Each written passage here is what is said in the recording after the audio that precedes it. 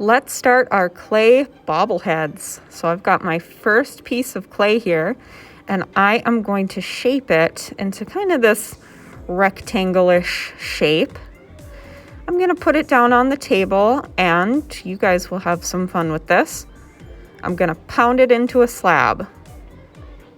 So this is the only time you get to pound on the clay, is when you make your slab.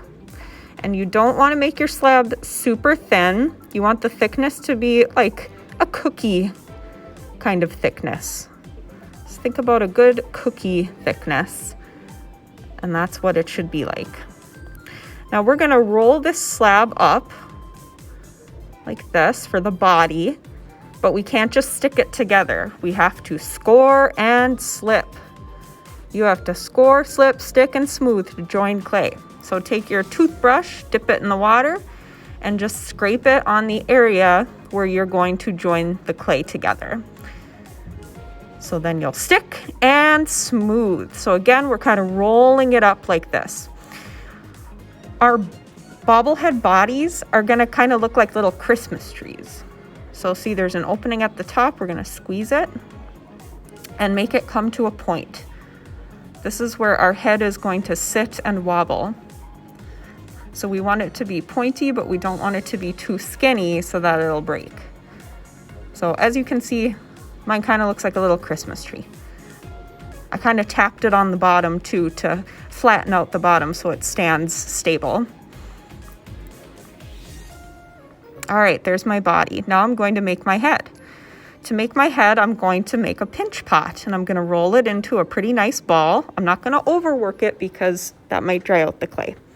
Then I'm going to take my thumb and stick it inside the ball, and I'm going to use my pinching fingers to pinch the sides of the clay while my other hand rotates, keeping my thumb inside. And now I have a pinch pot. And once again, make sure the edges are kind of cookie thickness, not too thin. And then see how it fits on top of your body.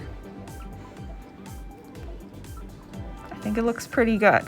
And see, it goes down to here, so I'm not going to do any designs on the body above this line because the head's going to cover it up. Now that I've got my body and my head, I'm going to start adding the details to give my bobblehead some personality.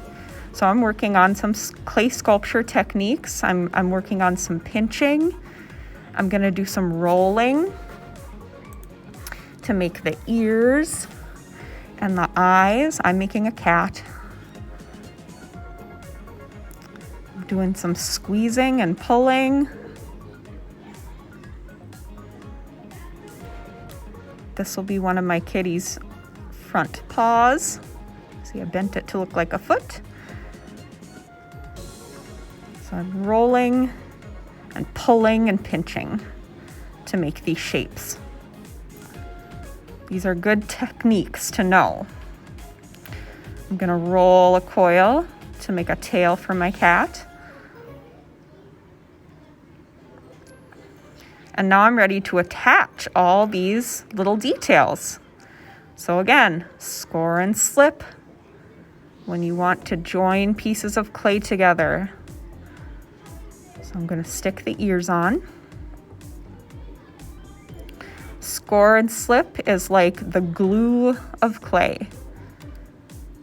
It'll seem to just stick on fine if you don't score and slip, but as the clay dries, there is no bond created, so it'll just fall apart. So that's why it's really important to score and slip. It helps the clay bond and stay together. There's my eyes.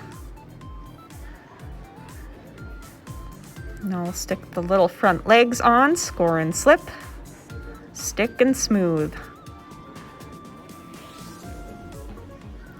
And this whole time I'm doing a lot of smoothing with my fingers so that I don't have any big bumps or cracks in my clay piece. Score and slip, put on the tail.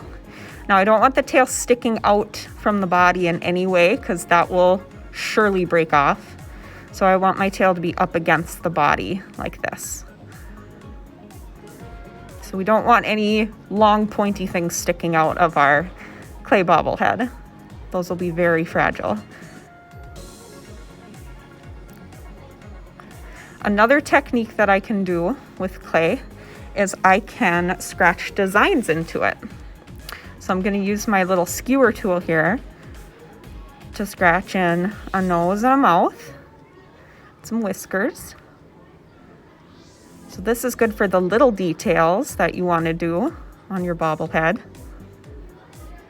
And it's a good idea to do this part last, scratching those little details. I'm gonna scratch a little bow tie on my cat. And then just some toes on the feet. All right, now my bobblehead is done. I'm gonna store it separately. I can't put the head on top of the body yet because they're not dry, so the head might squish the body while they're still wet. We will let our bobbleheads dry with the head and body separate.